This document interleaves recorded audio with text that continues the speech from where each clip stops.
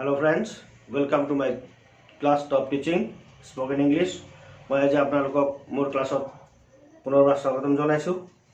আজি মই এটা বিশেষ ক্লাছ লৈ আহিছোঁ ছাত্ৰ ছাত্ৰীসকলৰ কাৰণে। বিশেষকৈ বৰ্তমান ক্লাছ 8ৰ পৰা দ্বাদশ শ্ৰেণীলৈকে ছাত্ৰ ছাত্ৰীসকলৰ বাবে বিশেষকৈ জৰুৰী প্ৰয়োজনীয় এটা বিষয় মই আজি লৈ আহিছোঁ।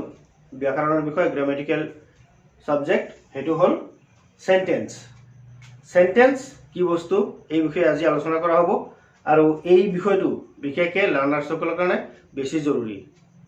মই আশা কৰোঁ যিসকল ছাত্ৰ ছাত্ৰীয়ে বা শিক্ষাৰ্থীয়ে মোৰ চেনেলটো চাই আছে তেওঁলোকে যাতে এই ক্লাছটো যিকোনো ছাত্ৰ ছাত্ৰীক চাবলৈ দিয়ে, তেওঁলোক চালে নিশ্চয় উপকৃত হ'ব। গতিকে দেখা যাওক, মই আজি এটা ক্লাছ আৰম্ভ কৰিম ছাত্ৰ ছাত্ৰীসকলৰ কাৰণে।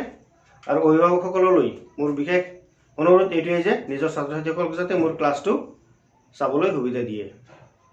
গতিকে দেখা যাওক, আমি আৰম্ভ কৰোঁ। সেন্টেন্স। সেন্টেন্স মানে হ'ল বাক্য। আমি প্ৰথমতে বাক্য আৰম্ভ কৰিম। বাক্য হ'ল যে কেইটামান শব্দ একলগ হৈ এটা সম্পূৰ্ণ অৰ্থ প্ৰকাশ কৰিলে তাকে বাক্য বুলি কোৱা হয়। আৰু বাক্যৰ জৰিয়তেহে আমি আমাৰ মনৰ ভাৱবিলাক প্ৰকাশ কৰিব পাৰোঁ।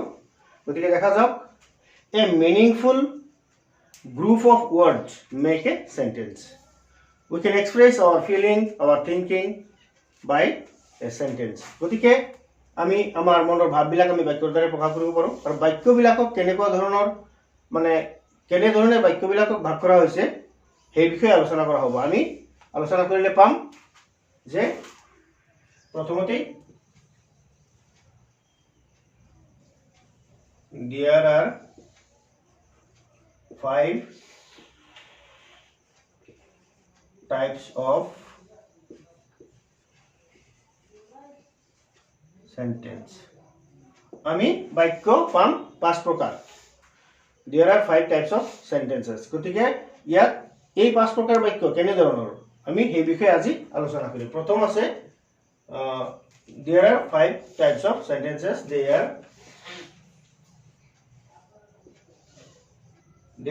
সেইবোৰ হ'ল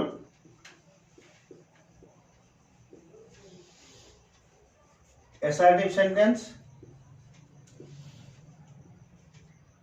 এইটো বাক্য হ'ল assertive sentence। প্ৰথমতে পালো আমি assertive sentence। এই assertive sentence মানে কি? assertive sentence মানে হ'ল sentence of declaration. sentence of যিটোৰে আমি explain কৰোঁ, যিকোনো এটা বস্তু ব্যাখ্যা কৰোঁ, বুজাই দিওঁ, বৰ্ণনা কৰোঁ। describe কৰোঁ যিটো বিষয়, সেই সেন্টেন্স তেনেধৰণৰ বাক্য assertive sentence বুলি কোৱা হয়। বৰ্ণনামূলক বাক্য, যি বাক্যৰ জৰিয়তে আমি এনেকৈ ক'ম, যি বাক্যৰ জৰিয়তে আমি যিকোনো বস্তুৰ আমি বৰ্ণনা দিওঁ, বস্তুটো কেনেকুৱা কি কথা এই বস্তুটোৰ বিষয়ে বৰ্ণনা দিয়া হয়, এইটো কোৱা হয় বৰ্ণনামূলক বাক্য।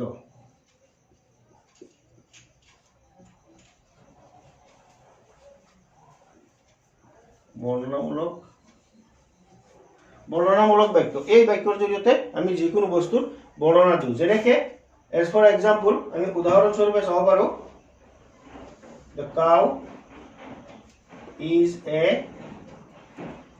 4-footed domestic animal.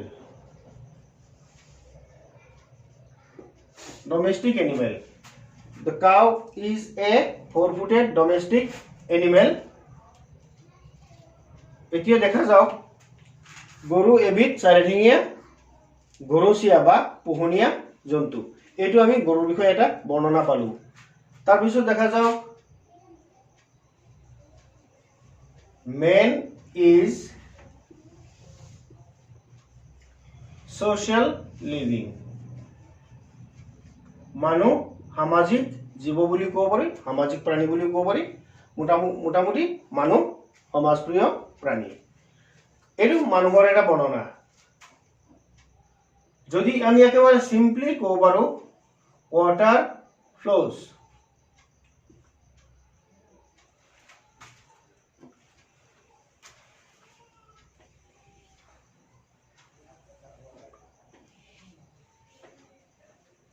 হ'ব এই সৰু বাক্য নালাগে বাৰু আমি কেইটামান ডাঙৰ বাক্য আমি আলোচনা কৰিব পাৰোঁ বৰ্ণনামূলক যিখিনি বাক্য যাক কোৱা হয় যেনেকৈ cow lives on grass man is mortal man is social living the house is very beautiful মানে এনেকুৱা ধৰণৰ সেই বাক্যবোৰকে কোৱা হয় এছাৰ্টিভ চেণ্টেন্স তাৰপিছত আমি চাম 1 নম্বৰত গ'ল এছাৰ্টিভ চেণ্টেন্স 2 নম্বৰত আমি পাম ইম্পাৰেটিভ চেণ্টেন্স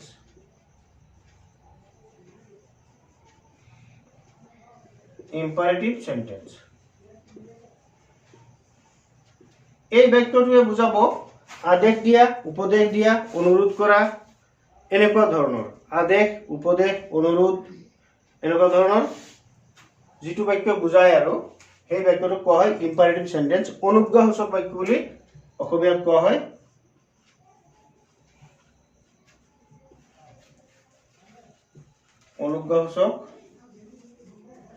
অনুজ্ঞাসূচক বাক্য এই বাক্যৰ জৰিয়তে আদেশ দিয়া অনুৰোধ কৰা উপদেশ দিয়া এনেকুৱা অনুৰোধ কৰা এই মানে এনে ধৰণৰ বাক্য বুজোৱা হয় যেনেকৈ আমি কম যে do the work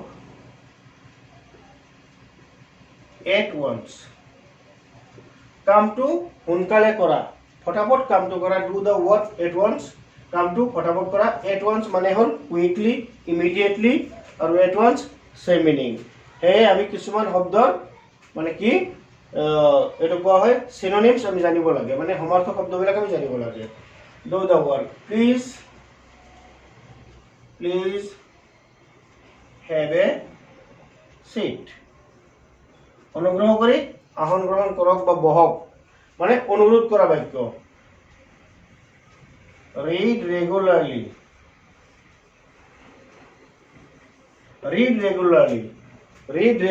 মানে নিয়মিতভাৱে লিখা পঢ়া কৰিবা এইটো এটা উপদেশ দিয়া বাক্য never tell a lie কেতিয়াও মিছা কথা নকবা help the needy help the poor এনেকুৱা ক্ষেত্ৰত help the passengers এনেকুৱা ধৰণৰ বাক্য হ'ল ইম্পাৰেটিভ চেণ্টেন্সৰ উদাহৰণ গতিকে এবাৰ দেখা যাওক আমি বাক্য চাম 3 নম্বৰলৈ আহিছো 3 নম্বৰ হ'ব ইন্টাৰোগেটিভ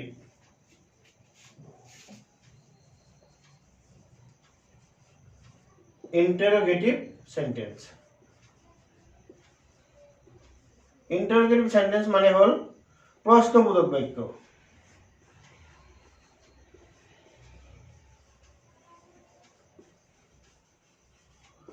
যি বাক্যৰ জৰিয়তে আমি প্ৰশ্ন সুধো মানুহক মানে যিকোনো ধৰণৰ প্ৰশ্ন সোধা হয় যিকোনো সোধ-পোছ কৰা হয় ক'ৰ পৰা আহিলা কি খালা নাম কি ঘৰ ক'ত এইবিলাকে হ'ল প্ৰশ্নটোৰ বিশেষকৈ আমি ইয়াত মই উদাহৰণ দিয়াৰ বিশেষ এটা হেৰি বুজা নাই হ'লেও দুটা এটা উদাহৰণ দিছো আৰু যে where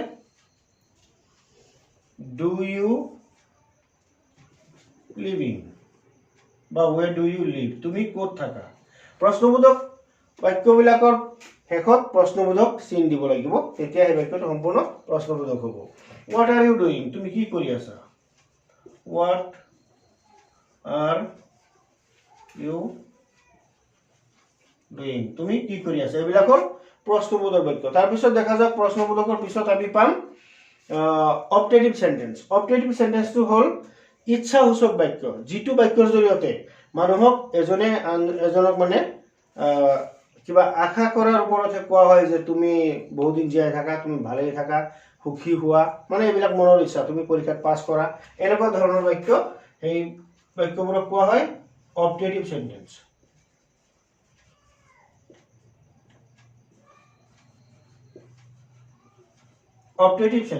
এই বাক্য হ'ল ইচ্ছাসূচক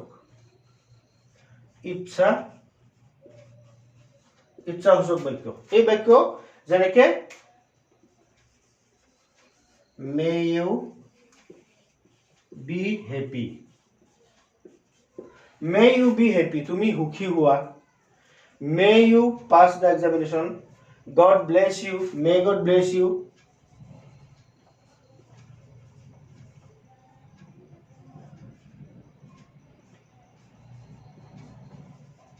এনেকুৱা ধৰণৰ বাক্য আমি সেই বাক্যবোৰক আমি কওঁ ইচ্ছাসূচক বাক্য। তাৰপিছত আমি চাম, আমি তাৰপিছত দেখিবলৈ পাম এক্সক্লেমেটৰী সেন্টেন্স। এক্সক্লেমেটৰী সেন্টেন্সটো হ'ব উৎসাহসূচক, মানে যিটো বাক্যৰ জৰিয়তে আমি মনৰ খুব আনন্দ বা গভীৰ দুখ এনেকুৱা সুখ প্ৰকাশ কৰা বাক্য যিখিনি কোৱা হয় সেই বাক্যবোৰ হ'ল এক্সক্লেমেটৰী সেন্টেন্স। এক্সক্লেইম মানে মনৰ ভাৱ প্ৰকাশ কৰা, দুখ প্ৰকাশ কৰা বাক্য। গতিকে মই ছাত্ৰ ছাত্ৰীসকলৰ সুবিধাৰ কাৰণে মই অলপ ৰৈ দিছোঁ যাতে তেওঁলোকে লিখি লয়। পিছত মই লাগিলে বৰ্ড মোহাৰি আকৌ ধুনীয়াকৈ লিখি যাব। তো ওপৰৰ পৰা মই অলপ মোহাৰি দিছোঁ।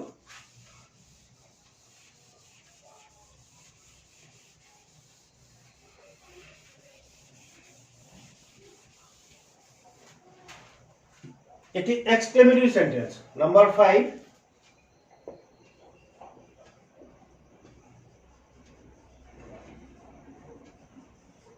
Exclamatory sentence.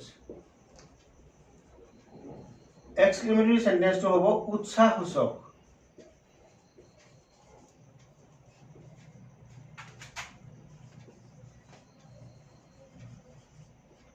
উৎসাহসূচক বাক্য যি বাক্যৰ জৰিয়তে মনৰ দুখ আবেগ অনুভূতি আদি আমি প্ৰকাশ কৰিব পাৰোঁ।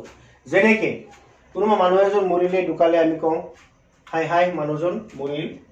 যেনেকৈ ইয়াত এটা এলাজ বুলি ক'ব লাগে, এলাজ। এনেকৈ এইটো হ'ল মাৰ্ক অফ এক্সক্লেমেশ্যন। ইয়াক কোৱা হয় মাৰ্ক অফ এক্সক্লেমেশ্যন। যদি বাক্যৰ মানে এই এক্সক্লেইম মানে মনৰ ভাৱ প্ৰকাশ কৰা যিটো শব্দটোৰ লগে লগে এই চিটো দিয়া হয়, তেতিয়াহ'লে বাক্যৰ লাষ্টত শেষত মানে ফুল ষ্টপ দিলেই হ'ব। এলাজ the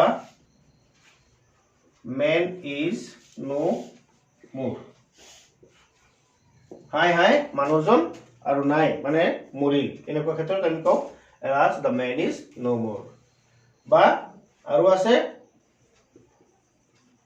alas the boy is injured. হাই হাই ল'ৰাজনে দুখ পালে, আঘাত পালে। এনেকুৱা ক্ষেত্ৰত আমি এনেধৰণৰ বাক্য ইউজ কৰোঁ। আনন্দ ফূৰ্তি কৰা বাক্যবিলাকত আমি এনেকৈ ইউজ কৰোঁ যে হিপ হিপ হুৰৰা। এইটো ইংৰাজী শব্দ। আমি হয়তো অসমীয়া মাধ্যমৰ ল'ৰা ছোৱালীয়ে এনে খেল ধেমালিত জিকিলে আমি হিপ হিপ হুৰৰা বুলি কওঁ। সেইটো হিপ হিপ হুৰৰা নিলিখি আমি ডাইৰেক্ট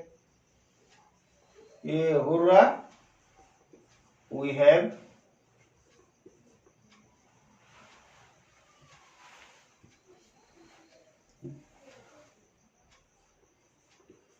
on the match।